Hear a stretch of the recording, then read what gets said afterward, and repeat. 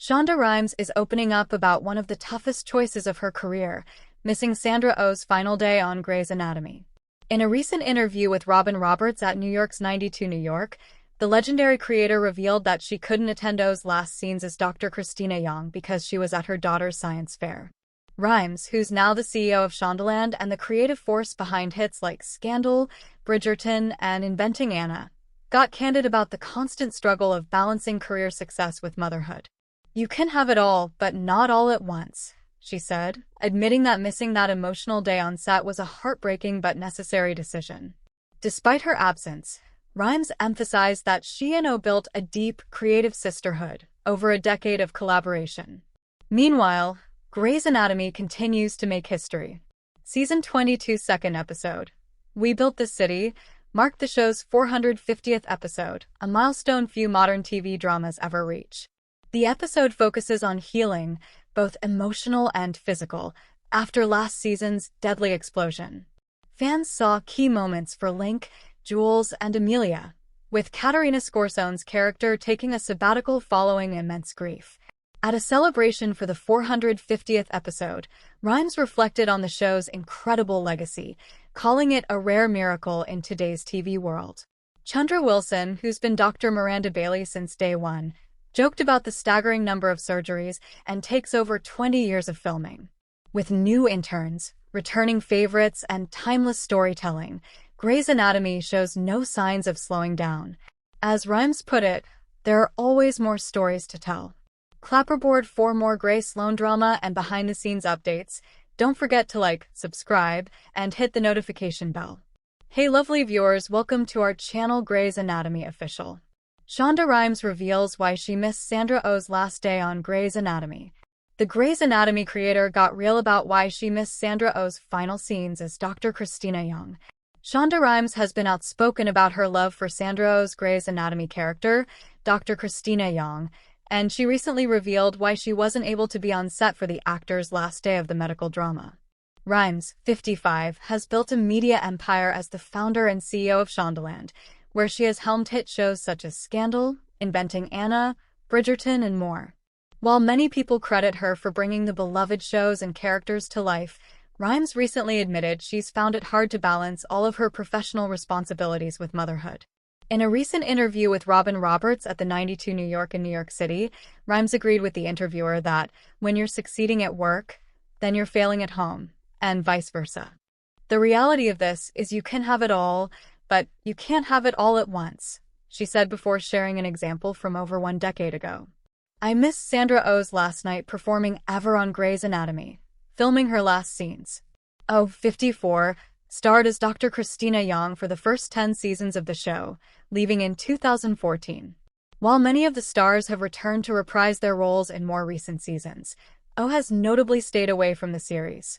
However, Rhimes said that she and Oh forged a strong bond and created a creative sisterhood during their decade of working together. Despite Oh's final scene being a pivotal moment on the show, Rhimes explained she knew she had to be at her daughter's science fair that same day and time. While reflecting on the experience, Rhimes said it was one of the moments you tear yourself apart over wondering if you made the right decision. You'll think, "Oh my God, I'm doing the worst job at work," or "I'm not seeing what my kid's doing, so I'm doing the worst job at home," she said, noting that it is an experience that many working parents have dealt with. Rhimes went on to add that the pressure often stems from the belief that people can't simultaneously be successful in both their personal and professional lives.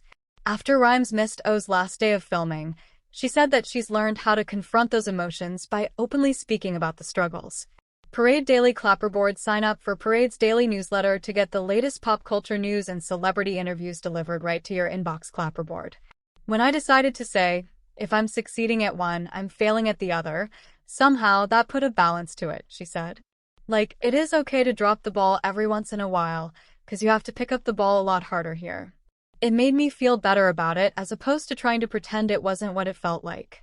Rhimes continued, "It made me feel more comfortable with it in some way. And it gave me a chance to give myself the forgiveness to let it happen." Grey's Anatomy Season 22 Episode 2 Review. We Built This City. The hospital is under construction after the deadly explosion, and that brings new challenges on Grey's Anatomy Season 22 Episode 2, We Built This City. The focus of this episode is recovery, both physical and mental. The hospital itself is being rebuilt, which forces everyone to adapt to different circumstances. There are fewer surgeries and different priorities as the new group of interns finally gets their start. Link is recovering physically and pushing himself too hard in the process, but he's also struggling with feelings of guilt and resentment. Jules is struggling with the trauma of having been with Monica Beltran when she died, though she tries to move forward and ignore her feelings as much as possible. And Amelia is in such a deep state of grief that she'll barely get out of bed, which brings Maggie to town and reunites the group of three sisters Meredith, Maggie, and Amelia. It's ultimately a solid follow-up to the season premiere episode, and everything that happens is well connected to the events of that explosion. Even the most interesting surgery that the residents are clamoring for is a direct result of construction happening in the hospital. We have to have a little bit of shock value too, right? We're also watching Simone, Lucas, Blue, and Jules move from being interns to teachers, and it's a learning curve for every single one of them. Bailey gives them guidelines as they take on their new roles, calling back to earlier seasons by telling them they must call their interns by name, not alternatives such as numbers, as Christina Young famously did. Grey's Anatomy, We Built This City, Trevor Jackson. Those little details are so important to keeping the show going as long as it has. The same thing happens when Richard welcomes in the new group, giving the same speech he once gave to Meredith, Christina, Izzy, George, and Alex, though doing so now in a markedly different tone and in a room that's being rebuilt. Meanwhile, Maggie's visit has a similar function. It brings the three sisters together and even allows for some revisiting of backstory on the part of all three of them. They also move themselves from Amelia's place to Meredith, despite the fact that Meredith has tenants living there while they work on laundry for Amelia. The house is once again this central location for found family, and they even talk about the changes that have been made over the years. Grey's Anatomy, We Built This City. Katerina Scorsone. Kelly McCreary. There's also the symbolism of the carousel. First, it's in Meredith's dream, which includes her mother criticizing her. Then the episode ends with a real visit to that carousel, which is now a place for Meredith's children to play while Maggie confides to Meredith about her fears of motherhood. That reveal is interesting too. Maggie is pregnant, with plans of being a single mother. It makes me wonder if we'll see a bit more of Maggie this season as well. As for what Amelia will do next, she does finally get herself back to the hospital, but not to work. She tells Richard, who has just offered to fill in for Teddy with chief duties, another full circle part of this episode, that she needs to take a sabbatical. It makes sense for her character, and it's probably the right move considering all she's been through, but I hate the thought that we won't see Amelia for a while.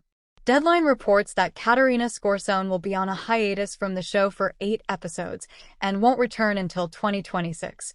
Grey's Anatomy reaches its 450th episode. Meet the people who've been there from the start. As of this week, viewing ABC's Grey's Anatomy in its entirety would fill up roughly 19 sleepless days of your life. The long-running medical drama, created by Shonda Rhimes, continues this week with its 450th episode, titled We Built This City, more than 2 decades after its debut in March 2005. It's another staggering milestone for the show and increasingly rare one in today's television landscape that favors short seasons and shrinking show lifespans. The show overcame 2 major Hollywood work stoppages, the 2007 to 2008 writers' strike and the 2023 dual Hollywood strikes. And as Hollywood's current unemployment crisis lingers and the push to rebuild Los Angeles as an entertainment production capital continues, the show is a striking example of a lasting economic and creative footprint, employing thousands of actors, directors, writers, and crew members over the years, many who have been able to build entire careers on this one show last season. The show had roughly 1,100 crew, actors, and background actors, according to a spokesperson for Rhimes Production Company, Shondaland. We feel extraordinarily fortunate that the show started here and has been able to stay here, and that we've been able to provide people with years and years and years and years of employment, have been able to provide new opportunities to people, Rhimes said at a celebration for the milestone on the show's set earlier this month. In a world in which this kind of show is not being made anymore, it's really exciting that we are still making it and people are still watching it. Betsy Beers, Rhimes' longtime producing partner, added, "We've always been really committed to the idea of growing within the company.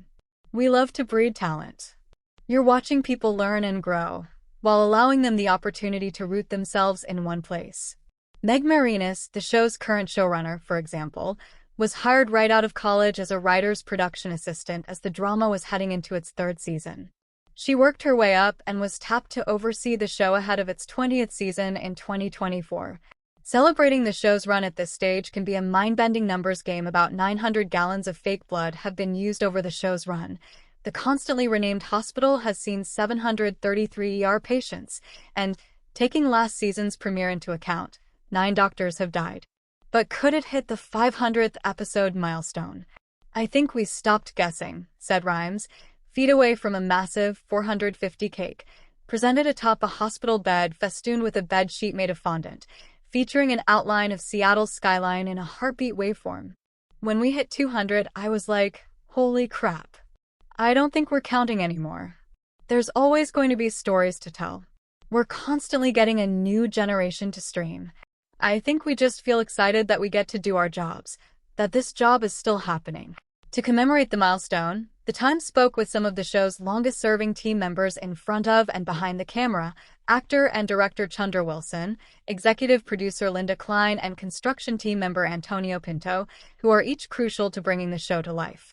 Shonda Wilson, original series regular, director, and co-executive producer. With Grey's Anatomy reaching its 450th episode, Shonda Wilson, who has played Dr. Miranda Bailey from the start, is working out the details of what it all adds up to, almost like she's trying to make a diagnosis. So, 450 episodes, at least one surgery per episode, that's already 450, but then say we brought a patient in that may have been a trauma, so that's another set of gloves. And then the lines. "We do at least 3 takes, but that's just on one side," she says, multiplying the figures. "What's that 1,800? And that's on the low end with the takes." They're the sort of numbers Wilson couldn't fathom when she auditioned for the series. She was performing on Broadway in Avenue Q, where she was an understudy for the role of Gary Coleman, when she landed a spot to read for the role that was originally written to be a short, white blonde woman named the Nazi for her no-nonsense teaching style with interns. Not expecting much to come of it, she took her daughters to Universal Studios in the hours between auditions with the network and studio.